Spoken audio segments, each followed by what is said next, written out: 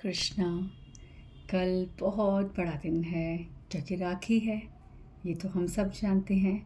कल पूर्णमासी है, ये भी हम जानते हैं। पर हमारे लिए सबसे बड़ा दिन ये इसलिए है क्योंकि कल बलराम जी का जन्म दिवस है, बलराम जयंती है। बलराम जी का बर्थडे, ये जन्म दिवस मनाना अत्यंत आवश्यक है। आप कितने बिजी हो, कुछ भी हो, पर बलराम जयंती को महसूस करो। कल के दिन हो सके तो मंदिर जाओ, भगवान के दर्शन करो और संकीर्तन में भाग लो।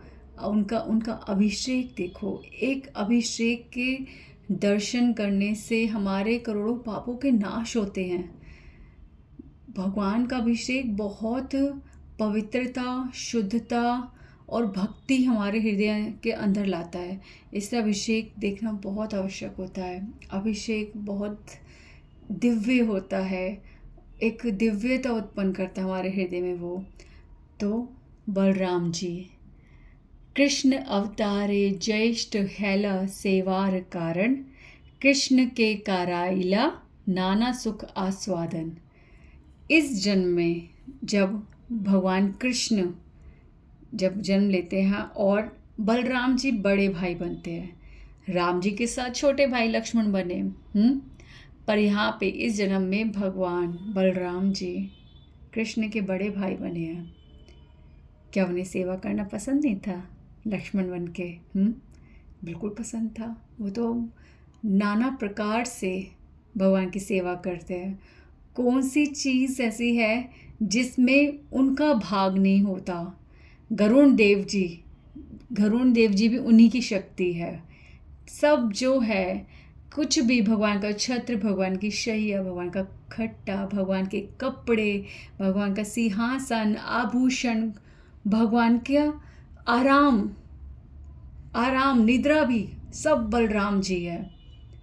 सब बलराम जी जो भगवान के राम यानी भगवान के आनंद को बल दे, जो भक्तों के आनंद को बल दे, दोनों के लिए, भक्त के लिए भी और भगवान के लिए भी जो बल बन के खड़े हैं, वो है हमारे बलराम जी, स्वयं गुरु तत्व।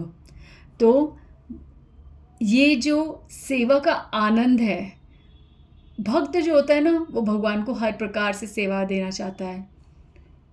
वो चाहता है कि भगवान के अंदर कोई भी इच्छा जब उत्पन्न होए तो वो पूर्ण हो।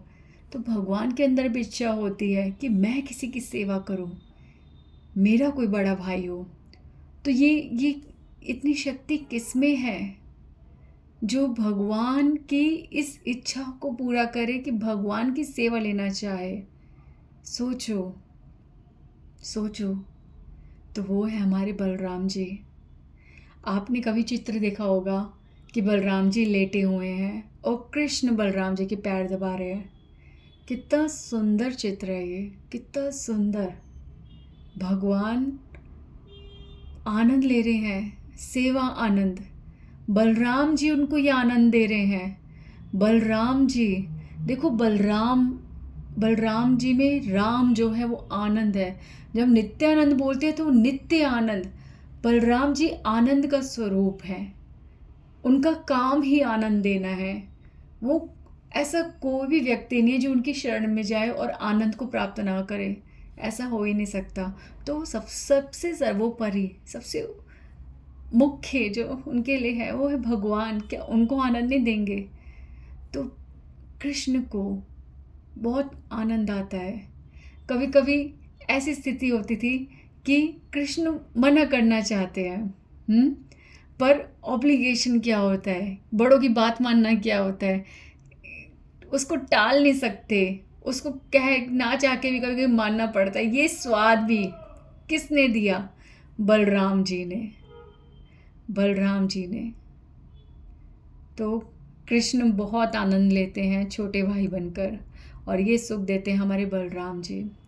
तो पैर दबाने का आनंद बलराम जी देते हैं कृष्ण को, सेवा करने का आनंद, कहना मानने का आनंद। हाँ, और भगवान को कभी कभी वो इंसल्ट करते थे, चिढ़ाते थे। तो वो भी एक आनंद, चिढ़ना, मैया दाऊ देखो क्या बोल रहे हैं, इस तरह से ये हर छोटा बड़ा आनंद भगवान ने, बलराम जी ने भगवान को दिया। तो ये आनंद बहुत सुंदर है। और बलराम जी का दर्शन, बलराम जी कितने इम्पॉर्टेंट है, ये बात मैंने पहले भी समझाई है और एक बार इसको फिर से लेती हूँ कि जगन्नाथ, बलदेव, सुभद्रा, ये स्वरूप जो है भगवान का, जो ये रूप है, इसमें भगवान जगन्नाथ, भगवान कृष्ण बताते हैं कि बलराम जी कितने इम्पॉर्टेंट हैं। बीच में स्थित है माया, सुभद्रा महारानी, ठीक है। इस भौतिक जगत के लिए वो माया है, पर आध्यात्मिक जगत में वो योग माया है। तो यदि आप जगन्नाथ, बलदेव, सुभद्रा जी के दर्शन करते हो तो आप जब तक गर्भगृह के पास तक नहीं पहुंच जाते और अंदर तक नहीं पहुंच जाते, तब तक आपको जगन्नाथ, बलदेव, सुभद्रा तीनों इकट्ठे नहीं दिख सकते। आप दूर से दर्शन करते हो, और जब आप दूर से दर्शन करते हो तो जब बलराम जी को देखते हो, सुभद्रा महारानी पूरी दिखती है हमारे को, ठीक है। सुभद्रा महारानी की जब दर्शन करते हैं हम, तो बलराम जी, अगर हम बलराम जी को देखते हैं तो सुभद्रा महारानी आदि दिखती हैं, और जब जगन्नाथ जी को देखते हैं तो सुभद्रा महारानी आदि दिखती हैं। तो बलराम जी की तरफ जब सुभद्रा महारानी दिखती है तो वो है हमारी माया, इस संसार की माया। तो माया का दर्शन किस प्रकार से करना है, ये माया हमारे को किस प्रकार से भक्ति की तरफ ले जा सकती है, वो सिर्फ गुरु बता सकते हैं। तो यदि बलराम जी हमारे साथ है तो वो माया का दर्शन भी, वो माया का साथ होना भी हमारे लिए, जैसे सुभद्रा महारानी के दर्शन हमें पवित्र करते हैं, हमारे को भक्ति देते हैं, हमारे को पुण्य देते हैं, तो वैसे ही अगर माया का दर्शन गुरु के साथ कर रहे हैं, गुरु की कृपा से, गुरु की दृष्टि से माया को हम समझ रहे हैं, तो वो हमारे लिए भक्तिमय है, ठीक है। तो बलराम जी के साथ, बलराम जी यानी गुरु तत्व, बलराम जी हमारे परम गुरु हैं, परम गुरु, ठीक है। तो बलराम जी के साथ, और जब हम कृष्ण को देखते हैं तो जो माया दिखती है वो योग माया है, ठीक है। तो हमारे लिए अभी हम इस जगत में जो हैं, हम माया का दर्शन कर रहे हैं, इसलिए हमें बलराम जी की शरण बहुत आवश्यक है लेना। गुरु रूप में हमारे को जब बलराम जी शरीर धारण करके गुरु रूप में हमें मिलेंगे, सो मिलेंगे, पर यदि हम बलराम जी की शरण लेंगे ही नहीं तो हमारे को वो ओरिजिनल गुरु कैसे मिलेंगे। और अगर ओरिजिनल गुरु मिले भी हुए हैं तो उनको कैसे समझे। हम गुरु को बहुत साधारण समझते हैं।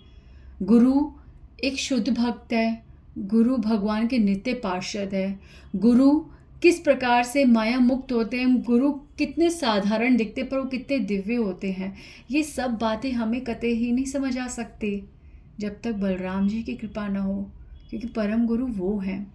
तो इसलिए बलराम जी की शरण लेना बहुत आवश्यक है, बहुत आवश्यक है।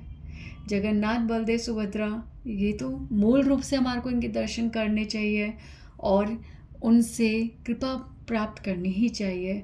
पर जब तक, यदि हम अभी हम जिस भी स्थिति में हैं, अभी हम दर्शन नहीं भी कर रहे, तो भी ये दर्शन रोज़ हृदय में महसूस करना, रोज़ इसको आँखों के आगे लाना, रोज़ बलराम जी के लिए प्रणाम करना। बलराम जी गुरु तत्व हैं। ये जो है ना कनेक्शंस, ये कनेक्शंस जो है ना कि कोई पर्टिकुलर डे में महसूस नहीं करना, सिर्फ पर्टिकुलर डे तक सीमित नहीं रखना, इसे हर दिन महसूस करना है। जब ये मुख्य दिन आता है ना, तो हम वो पूरे साल के लिए एक इंस्पिरेशन लेके चलते हैं। आज के दिन जब पता है कि कल जन्मोत्सव है, तो हमारे को ये अभिषेक अटेंड करके, दर्शन करके, उनके लिए कुछ भोज बना के, ठीक है, अच्छे अच्छे पकवान बना के भगवान को भोग लगाना, भगवान की सेवा करना, ये सब करके हमारे अंदर एक मोटिवेशन, हमें खुद को मोटिवेशन चाहिए। भगवान हमारे लिए, भगवान ये अपने लिए डिमांड नहीं करते। ये भगवान को अगर हम ये नहीं करेंगे तो वो आज हमारे से नाराज़ महसूस हो रहे हैं, अरे हमने किया नहीं, या हमने नहीं किया तो हम कनेक्टेड नहीं हैं। This is so wrong thought. ये नहीं है ऐसा सोचना। तो आपको ये सोचना है कि मैं ऐसा करूं। आपको आज भगवान के गुणों को जानना है, उसका श्रवण करना है, ताकि आप एक फ्रेश रिलेशनशिप महसूस करो उसको। और अगर ऑलरेडी रिलेशन है तो उसे फिर से रिफ्रेश करो, ताकि हम प्रतिदिन उनसे एक संबंध महसूस करें। ठीक है, तो बलराम जी बहुत बहुत बहुत आवश्यक है। जब पिछली बार मैंने जन्माष्टमी पे कथा मतलब एक बात करी थी, तब मैंने बताया था प्रलंबासुर के बारे में। तब मैंने एक चीज़ यहाँ पे बोली थी कि प्रलंबासुर जब आया था, ठीक है, प्रलंबासुर ने वेश बदला था और वो भगवान के सखाओं के बीच में आ गया, जिसे पहचानना बहुत कठिन था। और वो खेल भी ऐसा रहा था जैसे कोई साधारण ग्वाल बाल है। कोई भी नहीं जान पाया कि ये एक राक्षस है या ये कोई अनजान व्यक्ति। वो इतना मिल गया, मिलनसार होके उस बीच में मिक्स हो चुका था। पर यहाँ पर प्रलंबासुर जब ये देख सुनता है कि जो कृष्ण है वो मोर पंख धारण करते हैं और मुझे उस मोर पंखधारी को ही खत्म करना है, उसका वध करना है, तो बलराम जी ने उसी दिन कृष्ण को कहा कि तुम हर प्रतिदिन मोर पंख धारण करते हो, आज मैं मोर पंख धारण करूंगा। और प्रलंबासुर का वो जो उसको क्या बोलते हैं, भ्रमित कर दिया कि कृष्ण बलराम जी हैं, और बलराम जी ने उसे मोर पंख पहन लिया। और अब सारे जो बच्चे हैं वो अपने पार्टनर को कंधे पे उठा रहे हैं और एक स्थान तक भाग कर जाना है। तो बलराम जी को किसने उठाया? प्रलंबासुर ने। क्या सोचकर? कि वो कृष्ण है। और भागे जा रहे जहाँ तक जीतना था उस स्थान को भी पार कर गया वो, और वो भागे जा रहा है। तब प्रलंबासुर का सत्य समझकर बलराम जी ने उसको इतने मुक्के मारे कि वो अपने असली रूप में आया और फिर शरीर त्याग दिया और मुक्ति प्राप्त करी। तो बलराम जी इस लीला से हमारे को ये समझाते हैं कि ऐसे राक्षस जो हमारे साथ, हमारे आसपास, हमारे भीतर इतने क्लोज हमारे होते हैं, जिन्हें पहचानना बहुत मुश्किल है, उस समय हमें नितांत आवश्यकता होती है गुरु की। ठीक है, बिल्कुल एग्जैक्टली ये लीला हर किसी के जीवन में है। उस प्रलंबासुर को केवल गुरु ही पहचान सकता है। तो प्लीज़ बलराम जी की शरण लेना बहुत आवश्यक है। बलराम जी ही हमें ऐसे राक्षसों से बचा सकते हैं और हमारी भक्ति को सदैव सुरक्षा प्रदान करते हैं। तो बलराम जी की इस पूर्णमासी को, जब पूरा चांद आता है, जब हमारा पूरा चांद, हमारे बलराम आनंद का चांद आता है, तब हमारे को इसे सेलिब्रेट करने में कमी नहीं करनी चाहिए। बहुत जगह कथाएं मिलेंगी आपको, सुनो, श्रवण करो और हृदय में संबंध स्थापित करो बलराम जी के चरणों से। श्री गुरु चरणा पद्मा केवल भक्ति सदमा वंदो मुई सावधान मते। तो हमारे श्री गुरु, हमारे बलराम जी, उनके चरणों में वंदना करनी चाहिए बहुत सावधानी से। ठीक है, और बहुत ज़रूरी है, कोई नहीं, आप गुरु अभी तक आपके नहीं हैं तो बलराम जी से कृपा मांगो। तब तक के लिए गुरु के चेहरे पे उनका ही दर्शन करो, और गुरु है तो भी उनका ही दर्शन करो। गुरु को समझना बहुत कठिन है और उसमें हमारी हेल्प केवल बलराम जी कर सकते हैं। ठीक है, तो हरे कृष्णा कृष्णा कृष्णा हरे हरे, हरे राम राम राम हरे हरे।